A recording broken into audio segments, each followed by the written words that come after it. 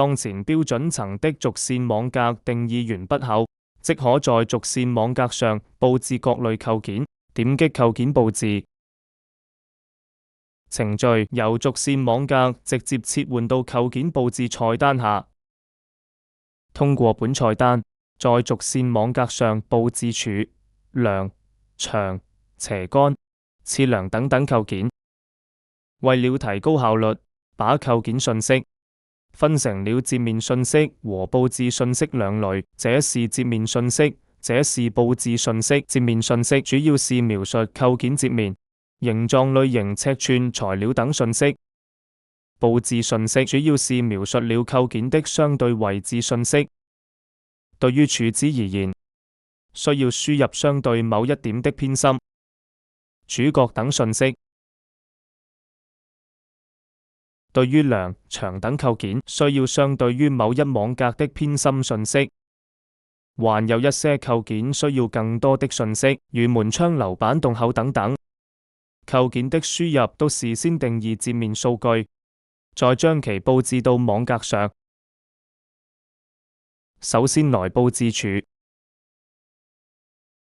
點取柱按鈕來進行柱的佈置。可以在軸網的節點上佈置柱，彈出柱佈置的對話卡，左側為柱截面列表卡，右側為柱的佈置參數輸入卡。點柱截面列表框上的添加按鈕來實現柱截面的定義。添加，點擊添加後出現柱截面輸入的對話卡，在截面類型下拉菜單中列出了各截面的名稱。這是列表中列出了各種截面的名稱。在這裡列出了各種柱類型的圖形。首先選擇矩形柱，在矩形截面的寬度欄下拉列表中輸入500或者直接選擇500。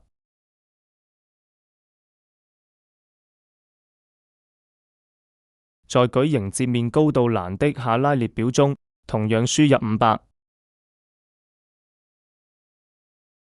在材料類別下拉列表中選擇混凝土，混凝土代號是6，或者直接輸入6即可。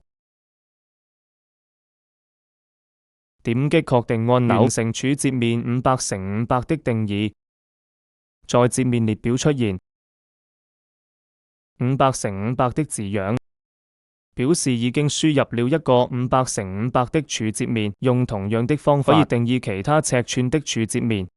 那麼梁、柱等其他構件定義過程與柱相似。下面將定義過的截面信息的佈置到平面圖或者是三維軸測圖中。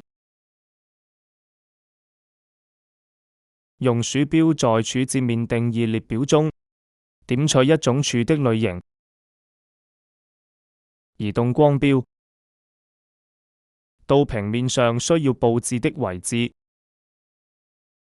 每個節點上只能佈置一根柱，在已經佈置柱的節點上，在佈置新的柱的時候，新柱截面將會替換已有的截面。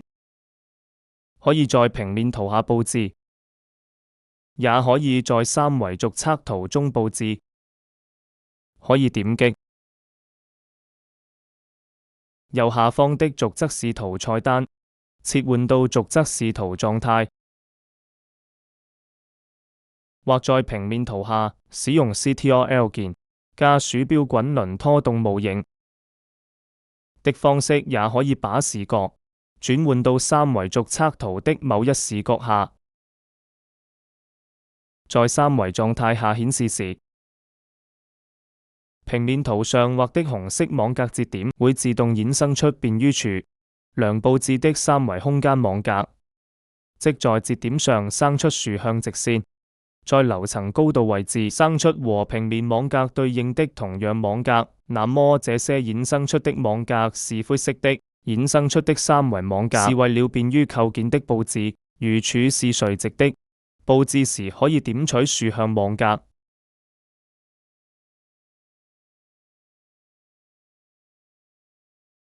同樣梁的位置在頂部。佈置時可以點取樓層高度處的網格。在佈置方式中，除了剛才的光標方式逐個節點佈置外，程序還提供窗口佈置、軸線佈置、維修佈置等方式。光標佈置和窗口佈置是可以自動切換的，比如佈置處的時候，光標點到後，馬上就完成了該點上處的佈置。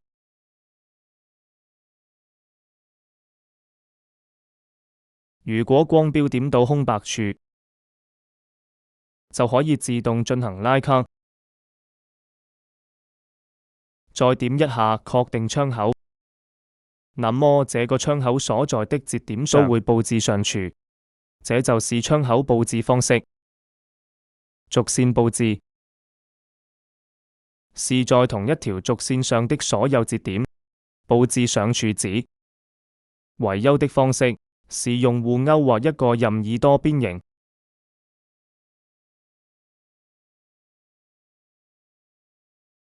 程序在多邊形內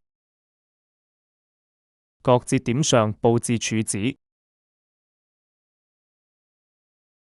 佈置處的時候，柱的寬度所在的方向就是柱的佈置方向。那麼，在光標、窗口、圍區方式佈置柱的時候，柱寬方向的角度就是柱佈置參數中的角度方向。軸線方式佈置柱時，柱寬方向平衡於所選軸線的方向。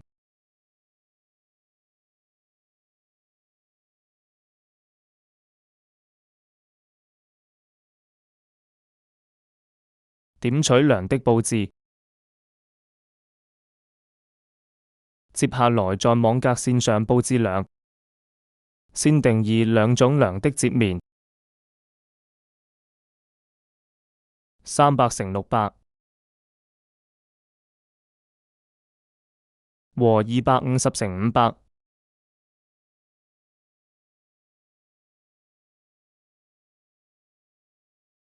定義梁的方式同柱截面的定義一樣。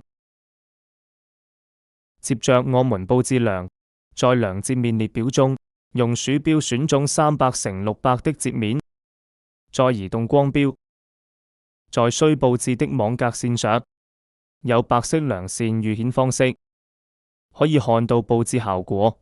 點擊鼠標左鍵佈置。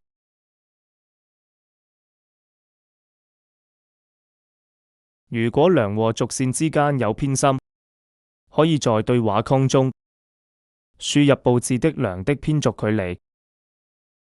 對於偏心和高差相同的梁，每根網格線上只能佈置一根；如果高差不同，如層間梁可以佈置多根。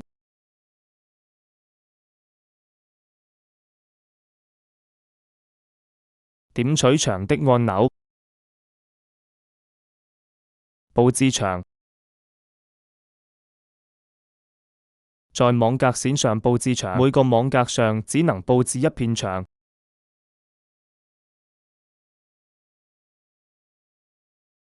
回到逐測圖的方式，首先定義200後的牆，進行牆的佈置。先按軸線佈置，再按光標的方式來佈置。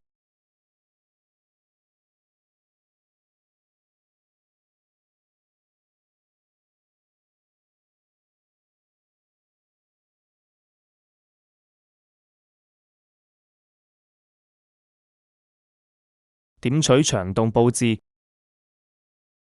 在已經佈置好的牆上佈置洞口。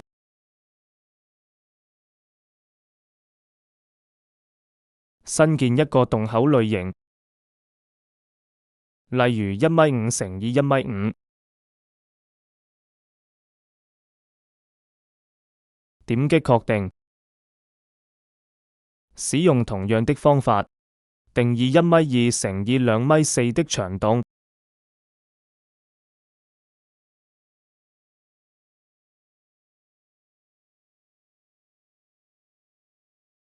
首先點取1.5米乘1.5米的洞口，進行佈置。佈置時可以填寫佈置參數。洞口的佈置參數有兩個，一個是底標高，一個是定位距離。底標高就是洞口和牆體的距離，即窗台高度，門洞時為0。定位距離即洞口邊和牆端的距離。如果洞口居中佈置，可以填寫0。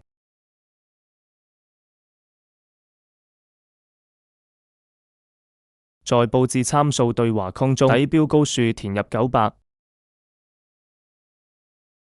輸入距離填0，或者選居中，然後把鼠標放在要佈置洞口的剪力牆上，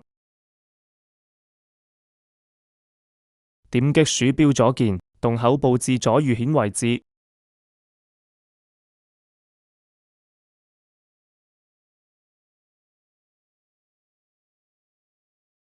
再選擇1.2米乘2.4米的門洞，底標高輸入0，定位距離可以輸1米。從左邊起1米的位置佈置門洞。接下來還可以佈置斜牆、隔牆填充牆，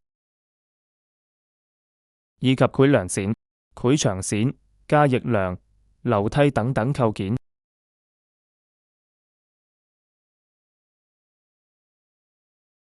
接下來輸入本層信息，點擊本層信息，軟件會彈出設置本層信息的對話框。在對話框中將信息改為標準層高3.6米，板厚150，板的混凝土等級 C30，板的保護層厚度15，柱的混凝土等級 C40，柱的保護層厚度20，梁的混凝土等級 C30，保護層厚度20，牆的等級 C30，梁的主根級別可以選擇 Rebar 500和250，這裡選擇500，點擊確定關閉對話框。這些信息也可以在樓層組裝下的各層信息裡面統一設置，這樣就完成了第一標準層的構件佈置。